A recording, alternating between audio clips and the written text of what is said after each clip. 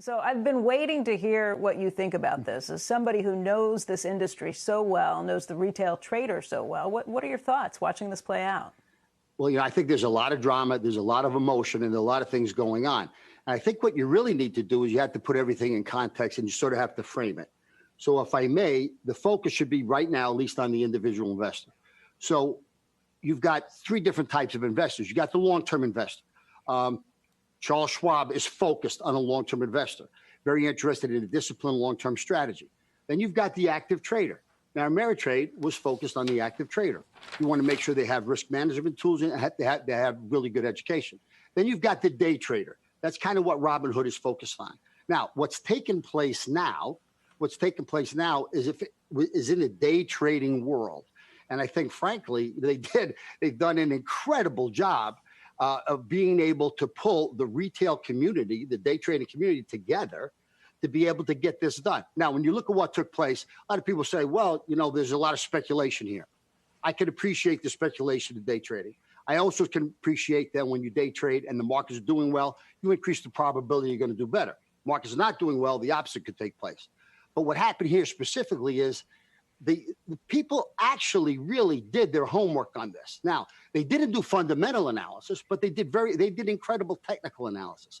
And when they figured out which companies, GameStop, were really significantly short, 140%, they were able to put a plan together to rally the community to be able to take advantage of that.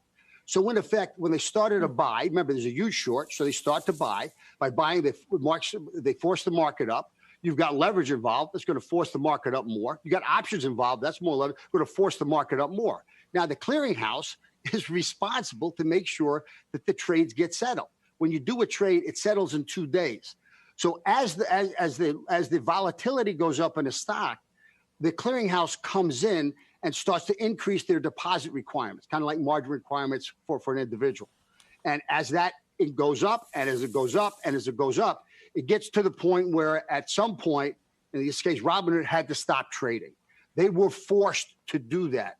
I recognize that a lot of people think that they did that with the idea that, oh my God, they're trying to take advantage. They want to protect the institutional investor. They had to do what they did. It was a requirement on the part of the clearinghouse. If they had not done that, they would have had to stop trading altogether. So that was something they had to do at that time. But that's at least the way I look at it. Look at a long-term investor perspective, then you got an active trader, then you have a day trader. This is the day trading world.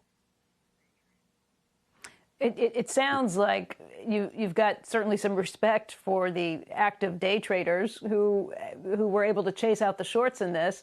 But when you look at that, there was a whole lot of disruption, angry people on every side of this trade, including the retail investors who were told they couldn't buy additional stocks and still can't on some of these platforms. What, if anything, needs to be fixed, Joe? Well, I think with regard to that, I understand. I grew up on the institutional side of the business when I was at Merrill Lynch.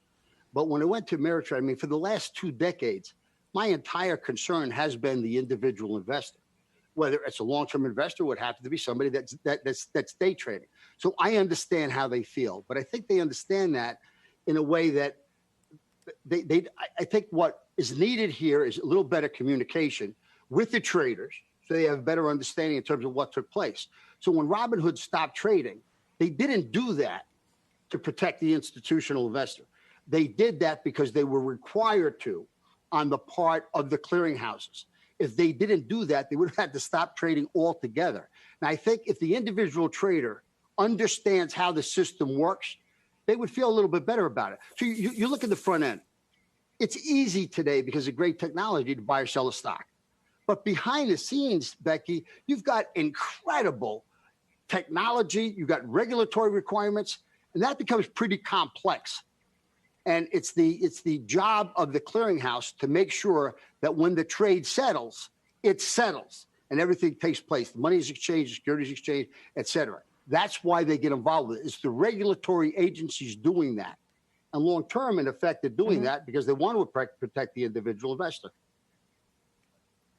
But Joe, let me ask you this. There are traders who are very angry that they couldn't trade these things. Is this a problem that is indicative of the Robinhood trading model? Is this indicative of free trading? Would some of these other platforms, if they wanted to keep trading, would you tell them go to Schwab, go to another platform because they have deeper pockets? What's the solution to these guys who are mad that they can't trade right now? Well, no. Well, there is an advantage. I mean, frankly, there is an advantage. Let's say for Schwab, they've got greater technology. They've been in the clearing business, self-clearing business for a long, long time. They've got an incredible balance sheet. They've got $6.5 trillion in assets. Those are all significant advantages. So when you need to put up more margin requirement, a firm that's got a better balance sheet, greater revenue stream, has the ability to do that a little easier than a firm that doesn't quite have those resources. But at the end of the day, the reason why Robinhood had to stop trading was because they needed to be able to deliver on the deposit requirements, and that was and the requirements on the part of the DTCC were going through the moon. So Robinhood had to slow down. So with regard to what's going on, number one, I think if the individual trader recognizes what's going on behind the scenes, they have a little bit better understanding of this. The bottom line on this, the reason why people are upset is because their trade worked. If the trade didn't work and they didn't make as much money, I mean, they blew the cover off the ball. They did beat the institutional investor. There were institutional investors that had pain here. And the trade was so successful, it had to stop trading, at least in those stocks where there were issues. Shepard Smith here. Thanks for watching CNBC on YouTube.